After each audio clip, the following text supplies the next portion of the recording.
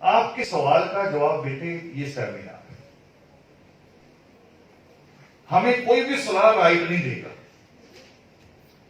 जिसके पास भी जाओगे उसको लगेगा कि जिसका बाप, जिसकी मां हमारे यहां कूड़े की टोकरी भरने आती है, उसकी लड़की मुझे कोर्ट में कल काला कोट पहने हुए नजर आई, या हो सकता 2 कदम और आगे निकल गई, कहीं जज की कुर्सी पे बैठी हुई नजर आ गई,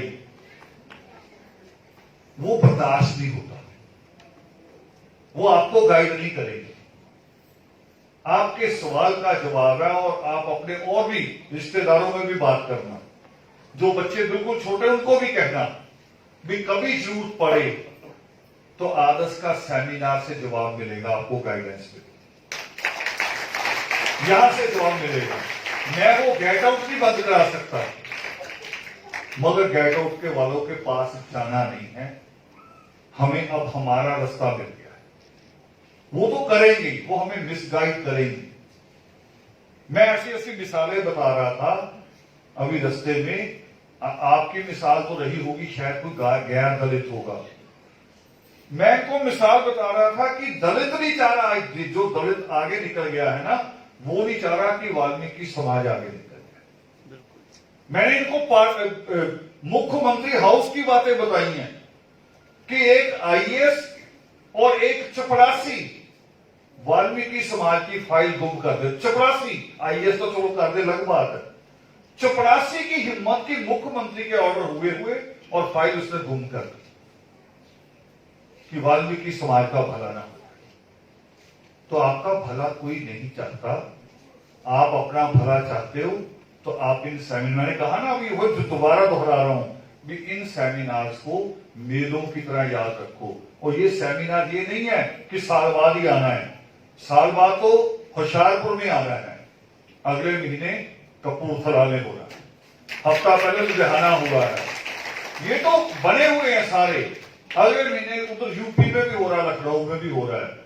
हम तो जगह जगह जाके, मुझे एक महाराष्ट्र की बेटी है, वहां प्रोफेसर है, अभी जब मैंने यहां का डाला फेसबुक पे होशियारपुर का, तो उसका जवाब लिखा आया मुझे नीचे, गुरुजी अभी तो हुआ वो हफ्ते बाद फिर।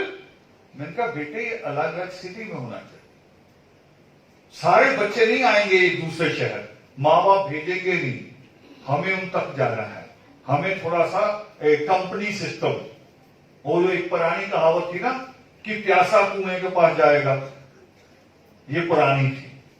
सृष्टिकर्ता वाल्मीकि देवान क्या कहते हैं, वो कह रहे हैं अगर पुरानी परंपराओं को भी बदल दो, अगर कुएं का पानी खारा हो गया तो उसको छोड़ दो। तो मैं इसको थोड़ा और मॉडिफाई कर रहा हूं और बढ़ा रहा हूं। कंपनी है जो कोक बनाती है, जो चॉकलेट बनाती है, जो कंपनी टूथपेस्ट बनाती है, साबुन बनाती है, वो इंतजार करती है कि आप बड़े शोरूम तक आए। वो आपके गांव की दुकान पे भी पहुंचाती है। आपको भी अपनी एजुकेशन लेके गांव गांव तक पहुंचना है, क्योंकि ये हमारी जरूरत है, ऐसे ही पहुंचना है। हम अकड़ में बैठे, मुझे बीकानेर में एक टीचर बोलते हुए मिले थे। उन्होंने बोला कि मैं अपने घर के बाहर बैठ जाया करूंगा शाम को 5 बजे चेयर लगा के, जिसको गाइडेंस की जरूरत आ जाना। मैंने कहा आप टीचर हैं वो तो ठीक है, मगर कौम की समझ आपको कम है। ये तो पढ़ना ही चाहते, आप कुर्सी लगा के बैठे रहो, उधर से निकलना बंद कर देंगे, इधर से निकलो मत। ये तो आपको जाना पड़ेगा, इंटरेस्ट पैदा करना पड़ेगा। तो गंजीत जी ने मिसाल दी कि एक बच्चा पढ़ना नहीं चाहता था और मैंने उसको दूसरी तरह से किया। तो मैं कहता हूं माओ से भी, बाप भी बड़ा गुस्सा दिखाते हैं, बच्चे ने थोड़ी सी गलती की गुस्सा दिखाएं। वो आमिर खान ने उसका जवाब दिया फिल्म में, वो बाप बड़ा गुस्सा करता है ना तारे जमीन पे बाप बच्चे पे, तो उसने भी एक डिब्बा कोई कंपनी का कुछ उसके ऊपर पानी कौन सी लैंग्वेज लिखी हुई, कह रहा इसको पढ़ना, वो पढ़ ही नहीं पाया, और डांटा, कह रहा आप भी तो ऐसे ही डांटते हो। डांट से नहीं हुआ, मैं बच्चों से करता हूं, बच्चे गलती करते हैं, मुझे दिखाया बच्चे ने कि ये मैंने लिखा, देखना है इसमें कोई गलती तो मुझे एक आध गलती मिल गई, तो मैंने उससे ये नहीं कहा गलती है, मैंने कहा देखो तुम बहुत स्ट्रांग हो गए। कह रहे कैसे? मैं कहा जानबूझ के आपने 2 गलतियां छोड़ दी ताकि मैं भी गलती सीख लूं। अब बच्चे को गलती भी पता लग गई, उसको डांट भी नहीं पड़ी, वो इजीली समझ जाएगा, उसको कर लेगा, बदल लेगा। जगाते भी ऐसे ही हो आप, एक बार प्यार से जगाएंगे, दूसरी बार गाली से जगाएंगे, है ना। कोई तो ऐसे उठा के बिठा देते हैं बच्चों को। मैं माओ को कह रहा हूं 10 मिनट पहले उठो, सिर्फ 10 मिनट, आधा पौना घंटा नहीं कह रहा हूं, 10 मिनट पहले उठ जाओ, बच्चे के साथ लेट जाओ, लेट के कभी उसके बालों में हाथ फेरो, कभी उसको चूमो, कभी कुछ करो, अपने आप ही उठ जाएगा। जैसे वो करते थे ना, हमारे साथ होता था पहले, जब पहले कैडर लगा करते थे तो हम थक जाते थे, कैडर लेते थे, बोलना 8-8 घंटे बोलना कैडर में, तो अब दूसरे कैडर के लिए नहीं तैयार है सुबह, तो वो हमें क्या करते थे, ऐसे जगा के, सो रहे हो? अच्छा सो रहे हो। अरे भाई अब सोएगा वो, जिसको हला के पूछा सो रहे हो, वो कहां सोएगा?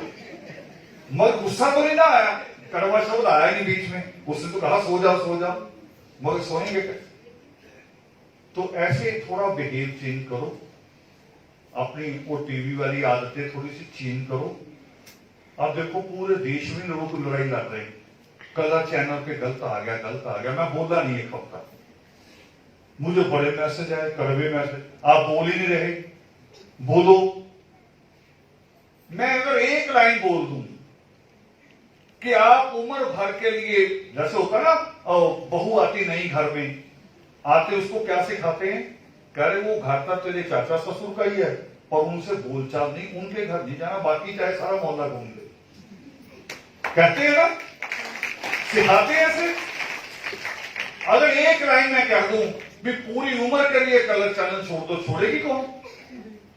छोड़ेंगे नहीं, कहेंगे बेइज्जती भी हो रही, छोड़ेंगे भी नहीं उसे। आप एक बार छोड़ के देख लो, दोबारा कोई चैनल गलती नहीं करेगा, टीआरपी पे चलता सारा कुछ, सब कुछ टीआरपी पे चलता है, मगर आपका अपने लालच ज्यादा जुड़े हुए। ऐसे बच्चों के साथ करते हैं, आप अपने शौक छोड़ते नहीं, अपनी आदतें छोड़ते नहीं, बच्चों से चाहते हैं कि बच्चे बदल जाए। बच्चों को बदलने के लिए खुद बदलना पड़ेगा, अपने आप, अपनी आदतों को बदलना पड़ेगा। कुछ और चीजें आई हैं, एक कुछ बच्चों के सवाल रहे कि सब्जेक्ट को लेकर, कुछ बच्चों ने तो ये कहा कि मैंने आर्ट्स ले लिया इसलिए गलती हो गई, बाकी लोग डांट रहे हैं। एक बच्चा ऐसा भी आया, उसने आर्ट्स को बिल्कुल ही फेल कर दिया, वो कह रहा भाई जो मैं पढ़ता हूं वही सबसे बढ़िया है, उससे पता चलता है हार्ट कहां है, किडनी कहां, ये कहां है। तो मेरा ये कहना है कि कोई सब्जेक्ट, कोई भी सब्जेक्ट छोटा नहीं है। आप मान लो पंजाब में हम पैदा हो गए, पंजाबी ऐसे ही बोलने सीख जाते हैं, तो सबसे छोटा सब्जेक्ट हमारे लिए पंजाबी हो गया, मगर पंजाबी का प्रोफेसर नहीं होता, पंजाबी का लेक्चरर नहीं होता, सारे होते हैं। तो कौन सी लैंग्वेज कैसे छोटी हो गई? कौन सा सब्जेक्ट, कोई कहता हिस्ट्री छोटी, कोई कह रहा पॉलिटिकल साइंस छोटी है। और इनको पूछो, अगर आर्ट्स वालों को, हम जब पढ़ते थे गवर्नमेंट कॉलेज, तो आर्ट्स वालों ने हमारा नाम क्या रखा हुआ था? हमारा नाम रखा हुआ था नॉन मैड। तो हम कहते थे हम मैड नहीं है, कहते नहीं आपके पास माइंड ही नहीं। आर्ट्स वाले ये कहते थे, है ना, नॉन मेडिकल वालों को। तो जिनके पास मेडिकल था, करे ये पूरे मैड है। हम कहते थे भी हमारी परिभाषा भी तो दो, भी हम नॉन मैड है, वो मैड हो सकते हैं, आप पूरे मैड हो सकते हो। मगर जब यहां तक पहुंचे तो अब लगा कि कोई सब्जेक्ट कमजोर नहीं। अब जो सोशियोलॉजी है, एक बच्चे ने यहां बताया था सोशियोलॉजी जो समाज की आदतों का अध्ययन करता है, समाज को नई दिशाएं देता है। और अभी जो मैं बोल रहा हूं, ये सारी सोशियोलॉजी है, ये सारी सोशियोलॉजी है जो मैं बोल रहा हूं अभी, जो मैं चेंज चाह रहा हूं इस समाज में, बदलाव चाह रहा हूं, ये पूरी सोशियोलॉजी है, मगर मेरी अपनी सोशियोलॉजी, जैसे फिलॉसफी होती है, फिलॉसफी अपने अपने तरीके से भी कही जा सकती है, ये एक अलग सब्जेक्ट है। अब समाज को बदलना, समाज में कैरेक्टर पैदा करना, समाज में मर्यादा पैदा करना, ये जरूरी नहीं है। और अगर हम सोचें कि साइंस बड़ा सब्जेक्ट है, तो पंजाब में ऐसे कितने डॉक्टर हैं जिन्होंने साइंस पढ़ी, डॉक्टर बने, और अब वो किडनी बेच रहे हैं। बताओ, वो अच्छे हैं? अच्छे हैं वो? हम इसीलिए दोनों चीजें साथ चला रहे हैं कि शिक्षा भी चलेगी, दीक्षा भी चलेगी, मर्यादा भी साथ साथ चलेगी। आप एजुकेट भी होंगे, जो मां सीता की चिंता थी, हम उस चिंता थी कि मेरा बच्चा खाली राजकुमार ना बने, मेरा बच्चा इंसान भी बने, मेरा बच्चा खाली राजा ना बने, भी युद्ध नीति सीख ली, राजनीति सीख ली, वो इंसान भी बने। आज आदर्श की भी वही है कि हम चाह रहे हैं कि कैसे हमारे बच्चे पढ़े भी और इंसान भी बने। और उसी को लेके आज चंदन जी ने एक बार एडमिट की यहां आके, और मैं कितने समय से इसके साथ लड़ रहा था, मगर एक जुनून होता है ना, जुनून है इनमें कि जो बच्चा भी आ गया रोता हुआ, उसने थोड़ा सा भी मुंह ऐसा उदास सा बना के दिखाया, ये पिघल जाएंगे, क्योंकि कौम में ऐसी में पैदा हुए हैं, पिघल जाती जल्दी ये कौम। अभी भी पिघल गए थे, एक हफ्ता पहले पिघल जाते। और आज उनको लगा कि जिनको मैं वहां तक ले जा रहा हूं, वो कौम को, समाज को, सोसाइटी को वापस क्या पे कर रहे, वो कर रहे कि नहीं कर रहे, मैं कैसे सैनिक पैदा कर रहा हूं। माओ ने एक बात कही थी, माओ की एक बात थी, माओ कम्युनिज्म के अलग अलग लोग हुए हैं, एक कार्ल मार्क्स हुए हैं, एक माओ हुए। माओ ने एक बात कही थी, वो कह रहा मुझे तुम अच्छी माएं दो, मैं अच्छा राष्ट्र दे दूंगा, अच्छी माएं। और बहुत बड़ी बात थी। तो हम वो सारा संघर्ष बराबर मिलकर कर रहे हैं, अच्छी माएं भी बना रहे हैं, अच्छे बच्चे भी बना रहे हैं, यानी हमारे लिए सारा कुछ मिला जुला है।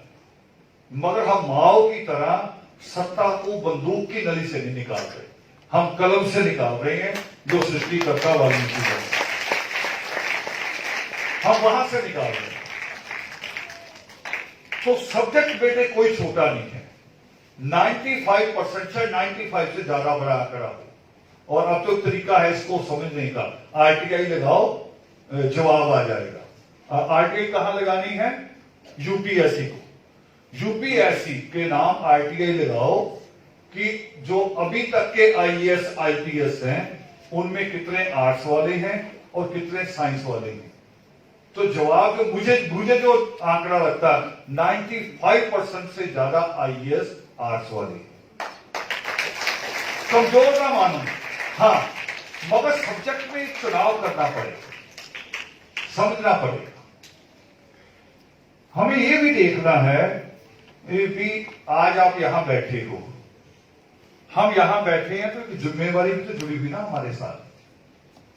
कल को आप पढ़ जाओ, डिग्री हो जाए, और उस डिग्री की नौकरी ना हो, तो फिर नजला किस पे गिरेगा, उंगली किस पे उठेगी? उंगली यहां बैठने वालों पे उठेगी कि इन्होंने उस वक्त गाइड नहीं किया, कह रहे पढ़ दो पढ़ दो पढ़ दो, ऐसे ही कहते रहे। जैसे हो ना, मान लो किसी फौज को कहा जाए बढ़ जाओ बढ़ जाओ बढ़ जाओ, और आगे ब्यास दरिया चढ़ा हुआ हो और डूब मरे वो सारे, ऐसा भी है। अब बीटेक फालतू हो गया, एमबीए फालतू हो गया है, और उनकी तरह एलएलबी भी फालतू हो रही है। ये भी समझ लो, जिस बच्चे ने भी एलएलबी करनी है, वो एक बार अपने शहर की कचहरी में, कोर्ट में चक्कर जरूर लगा के अपने मां बाप के साथ जाए, वहां दिन में जब कचहरी लगी हुई हो, जहां वकील बैठे हैं वहां होके आए। आपको सैकड़ों वकील, जैसे वो चाय का होता है ना, एक फट्टा सा रखा हुआ चाय वालों के पास, कोई तो एक तो चाय की दुकान होती अलग, कॉफी हाउस, कहीं उन्हें फट्टा ही रखा होता है, वकील आपको ऐसे भी मिलेंगे वहां। और ये कौन से वकील हैं, किस समय के हैं? जब लॉ कॉलेज बिल्कुल नहीं था पंजाब में, किसी भी जगह नहीं थे लॉ कॉलेज, बहुत कम थे। लोग लॉ करने के लिए जयपुर गंगानगर जाया करते थे, वहां से डिग्री लेके आते थे, तब भी वो फट्टे पे बैठे हैं। और आज तो जगह जगह लॉ कॉलेज, ये यहां भी लॉ कॉलेज, जगह जगह लॉ के कॉलेज। और अब जब हजारों बच्चा निकलेगा तो जाएगा कहां? ये चिंता भी हमें यहां जो बैठते हैं इनको करनी है, इन्होंने गाइड करना है। उस वक्त मुश्किल आएगी। कुछ बच्चे सोच रहे भी लॉ से आगे निकल जाएंगे, पर वो भी सरकार की मर्जी है। सरकार, सुप्रीम कोर्ट ने तो कब से कह दिया भी इतनी अदालतों की जरूरत और है, इतने लाखों अदालतों की जरूरत है, मगर सरकार कर थोड़ी रही है। सरकार को तो सिर्फ यही पता है, अभी जैसे टीवी में आ रहा है इंटरव्यू में भी J&K में इतने MP बढ़ेंगे, इतने MLA बढ़ेंगे, उसको जल्दी बढ़ा लेंगे। MP MLA की तनख्वाह बढ़ानी हो तो डबल बढ़ाते भी, अगर 1 लाख है तो 2 लाख कर दो सीधी। और आपकी तनख्वाह अगर 15,000 है तो उसमें 1500 और बढ़ाएंगे सब। तो वो ये नहीं कि जज भी वो बढ़ा देंगे, अदालतें बढ़ा देंगे। तो कुछ सब्जेक्ट चुनते वक्त ये बात भी ध्यान में रखिए, सब्जेक्ट छोटा बड़ा नहीं है, मगर आगे जाके वो नौकरी में बदलता कि नहीं बदलता, ये ध्यान रखना बड़ा जरूरी। हम वो समाज है जिनकी शिक्षा का पहला मोटिव आर्थिक है, और ये सृष्टिकर्ता वाल्मीकि दयावान भी कहते हैं, उनके पुरुषार्थ में पहला धर्म यानी शिक्षा और दूसरा अर्थ ही है। विशिक्षित होकर आदमी अर्थ ही करता, कमाता है। तो ये बातें भी समझ लीजिए। इंजीनियरिंग भी करनी, BTech भी करना कर सकते हैं, मगर उसमें ट्रेड चुनने पड़ेंगे। कौन सा ट्रेड है जो खाली है, जहां कोई नहीं है। आर्ट्स में भी सब्जेक्ट है, सोशियोलॉजी की बात हुई, ज्योग्राफी ऐसा सब्जेक्ट है जिसकी आने वाले दिनों में बहुत जरूरत पड़ेगी। एनवायरमेंट के साथ भी जुड़ेगा वो, उसमें भी बहुत कम बच्चे हैं। तो ये बड़ा जरूरी समझना भी कौन सा क्या पढ़ाई पढ़े कि आगे वो सर्विस में भी बदले, नहीं तो मुश्किल खड़ी हो जाएगी। एक प्रचार हुआ था आज से 15-20 साल पहले, कर वो देखो फला उनका लड़का पढ़ा हुआ ऐसे ही घूम रहा, नौकरी तो है ही नहीं। प्रचार शुरू हो गया, और ये प्रचार किया था ब्राह्मण बनी है नहीं, और हमें समझ में नहीं आता था। अनमोल जी की मिसाल दोबारा दे रहा हूं। अनमोल जी ने कहा कान पकड़ लो, नाक पकड़ लो, पकड़ा कान, है ना। बनिए ने बिल्कुल ऐसे ही कहा। हमारा बाप जो उसके घर काम करता था या मां काम करती थी, उन्होंने देखा आज इनका चेहरा उतरा हुआ है। क्या हुआ तुम्हारा चेहरा तो उतरा? वो कह रहे वो लड़का ना फेल हो गया या उसका एक पेपर में रह गया। तू पागल है, करे देख तू थक गई है, कितनी तेरी उम्र हो गई है, तेरे से टोकरी भी नहीं उठती कूड़े की।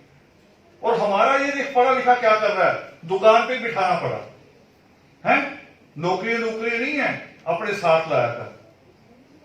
अब इसमें बड़ा बारीक सवाल है, बड़ा बारीक। हमने सोचा ही वो दुकान पे बिठा रहा है, हमारे वाले को कूड़े पे बिठा रहा है, ये सोचा ही नहीं। उसको तो पढ़ाई की जरूरत ही नहीं है। किसी भी बनिए की दुकान पे चले जाओ, उनके घर में चले जाओ, लड़का उनका 10-12 पढ़ा होगा, उनके घर बहू MA पढ़ी होगी। किसी बनिए के घर चले जाओ,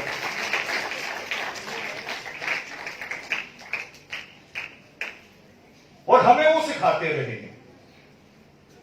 पढ़ा लिखा प्राइवेट काम भी करेगा तो अनपढ़ से ज्यादा बेहतर करेगा, कारोबार भी कर सकता है। आज कई बच्चे कर रहे हैं, हमारे बच्चे भी बहुत सारे कर रहे हैं प्राइवेट काम, और सरकारी नौकरी है सिर्फ 2.5 से 3%। ये भी नहीं आपको पता, सरकारी नौकरी है पूरे देश की, मिला के कह रहा हूं, पूरे देश की। आपकी नगर पालिकाएं, पूरी पुलिस, पूरी मिलिट्री, पूरा टेलीफोन एक्सचेंज, पूरे बैंक, पूरा रेलवे, सारा मिला के बता रहा हूं कि 2.5 से 3% सरकारी नौकरी होती है, बाकी तो सारा काम प्राइवेट है। अगर सरकारी नौकरी करता धीरू अंबानी तो आज रिलायंस कंपनी होती। ये भी सोचना शुरू करो, थोड़ी सी हिम्मत करनी शुरू करो, ऐसी पढ़ाई भी करो जो आपको प्राइवेट रोजगार भी आप अपना खड़ा कर सको। बहुत सारे काम है, बहुत सारे काम है। बिल्कुल वो मैं प्रधानमंत्री की तरह नहीं कहने लगा कि पकौड़े तल लेना, है ना, वो तो उसका बेचारे का अपना स्टैंडर्ड है, जिसके पास जैसा स्टैंडर्ड होता है वैसी बात करता है। बहुत सारी चीजें हैं, और पढ़ाई आपकी डिग्री पे बैंक आपको रोजगार का लोन देता है। आपकी डिग्री अगर होगी, डिग्री नहीं होगी तो रोजगार का वो जो सब बैंक से मदद ले सकते वो भी नहीं मिलती।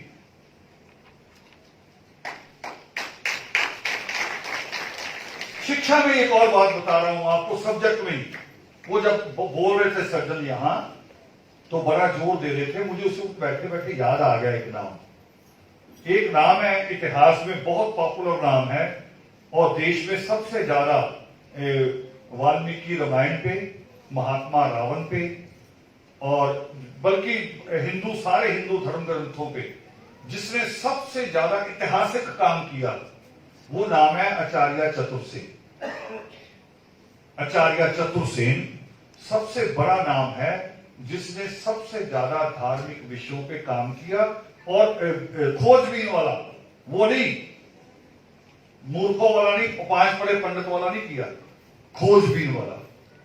और उसकी किताबें पॉपुलर है। जब उसने किताब लिखी थी धर्म के नाम पर, धर्म के नाम पर, कि धर्म के नाम पे शंभू की गर्दन काटी गई, धर्म के नाम पे एकलव्य का अंगूठा काटा गया, धर्म के नाम पे विष्णु जाता है लड़की बन के नाचता है। जब ये किताब उसने लिखी, था खुद भी हिंदू, आचार्य ब्राह्मण था, मगर हिंदू इकट्ठे होकर उसके घर को आग लगाने चले गए।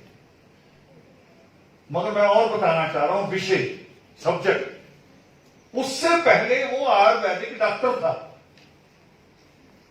हिस्टोरियन बनने से पहले वो आयुर्वेदिक डॉक्टर था, अच्छी भली दुकान चलाता था। मगर धीरे धीरे एलोपैथी बढ़ी तो ग्राहक आने कम हो गए, ग्राहक उधर जाने लग पड़े। तो बैठे बैठे उसने सोचा क्यों ना कुछ किताबें पढ़ लें। तो घर में पहले धार्मिक किताबें मिली, वहीं से शुरू किया, और आज उसका सबसे बड़ा रिसर्च वर्क है, सबसे बड़ा नाम है उसका। तो विषय ये नहीं कि आप जहां हैं वहीं रहें। कई डॉक्टर बनते हैं, एमबीबीएस करते, बाद में आईएएस हो जाते हैं, छोड़ जाते हैं एमबीबीएस। तो सब्जेक्ट नहीं, आपकी रुचि रहती है। तो बेटे अपना चुनना वो है जो आपकी रुचि हो, एक चुनना वो है जो आगे जाकर रोजगार में हो। 2 चीजों का ध्यान रखना है, बाकी किसी चीज का ध्यान नहीं रखना। माँ बाप ना माने तो मेरे से बात करा दो, क्योंकि इतना सा थोड़ा सा परमात्मा ने बना दिया कि अब माँ बाप मान ही जाते हैं। जब मेरे पास फोन, आप फोन करने की बात नहीं कर दो, कई माँ उसी वक्त मान जाते हैं, बिना फोन के ही मान जाते, कह फोन ना कर चल मान गए। ऐसे भी करते कई माँ बाप, है ना। ये एक रिश्ता है हमारा आपके साथ, ये रोग नहीं है, ये रोग नहीं है। मेरे पास कोई वो डंडा नहीं है, ये एक रिश्ता है। वो मान जाते हैं इस बात को भी, अगर वहां से बात होगी तो उससे पहले ही मान जाते। तो मगर 2 ही चीजें ध्यान में, एक अपनी रुचि, दूसरा वो रोजगार में बदलता कि नहीं बदलता, वो इन लोगों की मदद ले सकते हैं।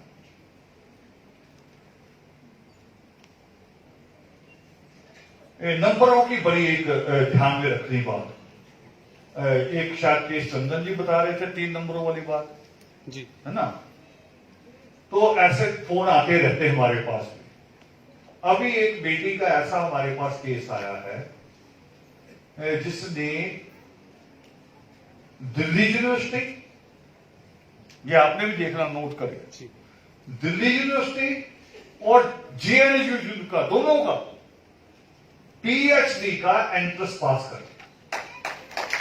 देखिए, मगर नहीं, आगे तारीख की बात नहीं है, आगे खतरनाक बात है। दोनों जगह एंट्रेंस पास, पिछले साल भी किया था दिल्ली यूनिवर्सिटी, इस साल 2 जगह कर लिया। मगर उसका एडमिशन ना पिछले साल हुआ ना इस साल, दोनों जगह हुआ एंट्रेंस पास। हमारे पास इसलिए फोन आ रहे कि जी आपके वो बहुत सारे ये फौज कौन चला रहा है इन बच्चों को, ये कौन इतनी सारी लाइन चला रहा है, इनको अंदर मत आने दो, फिर दोबारा भेज दो बाहर। हमारे पास इसलिए आता है फोन कि जी आपके वो जो हमारे टीचर आते हैं ना यूनिवर्सिटी से, कि वो आते हैं, आप उनको कहो, जैसे चंदन जी को कह रहे वो 3 नंबर है कम पढ़ा दो। उस लड़की के 3 नंबर भी कम नहीं थे, वो तो पास थी, मगर उसका ना पिछले साल हुआ ना इस साल। बड़ी उलझन पड़ेगी भी है क्या ये। हम ये भी सोच रहे जैसे सोचते कि कोई ऐसे तो नहीं जो इसको होने नहीं दे रहा, और वहां तो हर बार जो कमेटी बैठती है, जो इंटरव्यू लेती है, वो बदलती रहती है। तो अब की बार फिर हमने उसका पूरा डाटा मंगाया और क्या निकला, उसने हाई स्कूल पास किया 46% नंबर के साथ। हाई स्कूल 10वीं आपको फालतू लग रही होगी, काटो, आपको फालतू लग रही होगी, 10वीं तो कुछ चीज ही नहीं, जब पीएचडी पे पहुंच गए 46 के साथ पास किया। बीए उसने की 52% के साथ, यानी वो एमए के लायक नहीं बनता, 55 चाहिए, पता नहीं एमए भी कैसे हुई। फिर एमए जो की यानी सारे 50 के आसपास, उसके ऊपर जा ही नहीं रही। समझ में आया कि जब वो इसका ये रिकॉर्ड चेक करते हैं तो ये पीएचडी से बाहर हो जाती है। देखो कहां है बीमारी, जैसे डॉक्टर कहता है ना कई बार आप कह रहे खांसी 15 में होके हाथ ही गई, तो पिछली हिस्ट्री में जाता है भी है क्या। हमने जब उसका रिकॉर्ड 2 साल हो गया हमें भी जूझते हुए उसके साथ, हम जाते कभी किसी से बात करते, कभी किसी से बात करते, ये जी बच्चे ने पास कर दिया, इसकी कराओ, इसको ट्यूटर दिलवाओ। अब उसके बाद इंटरव्यू होती है, एंट्रेंस के बाद इंटरव्यू होती है, इंटरव्यू में वो सारे डॉक्यूमेंट देखे जाते हैं। जब वो डॉक्यूमेंट उनके पास जाते हैं कि सब लगातार इसके नंबर कम है, वो कह रहे जिसके लगातार नंबर कम ना, वो टीचर कैसा बनेगा पीएचडी के बाद। अब वो आज उसके दिमाग में सुधार है कि वो एंट्रेंस पास कर रही है, मगर उस वक्त लापरवाही होगी कि कोई बात नहीं, पास तो मैंने हो ही जाना है। अब वो पास तो मैंने हो ही जाना है, उसमें वो उलझ गई,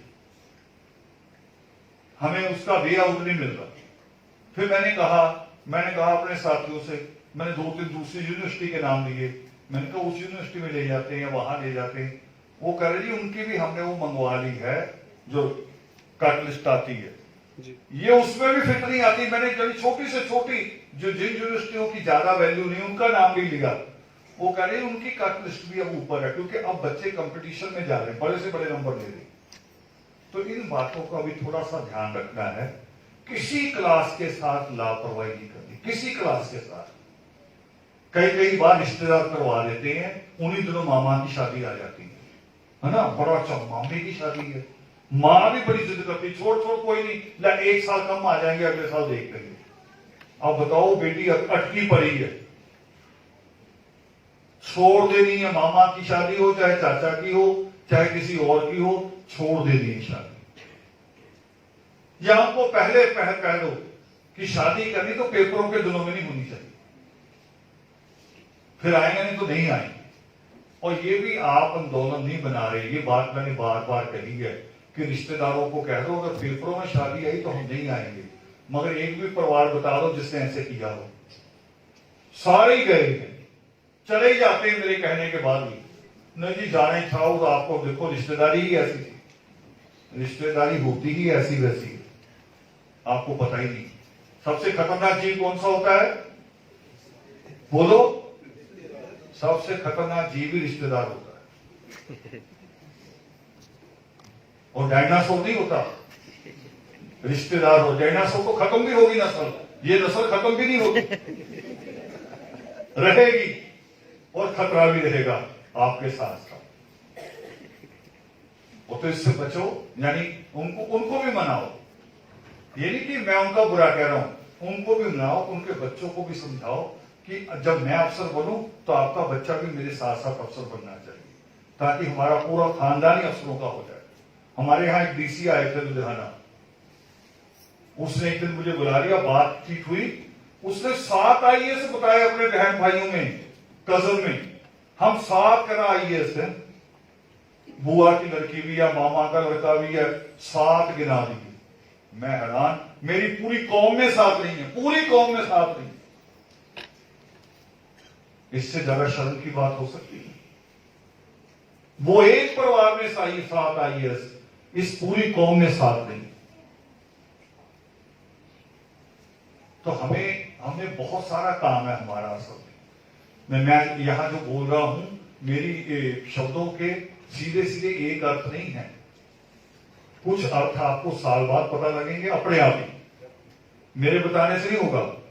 कुछ अर्थ आपको 10 साल बाद पता लगेंगे कि उस वक्त जो कहा था उसका अर्थ ये था, और वो 10 साल बाद ही पता लगना चाहिए, उसको मैंने आज नहीं खोला।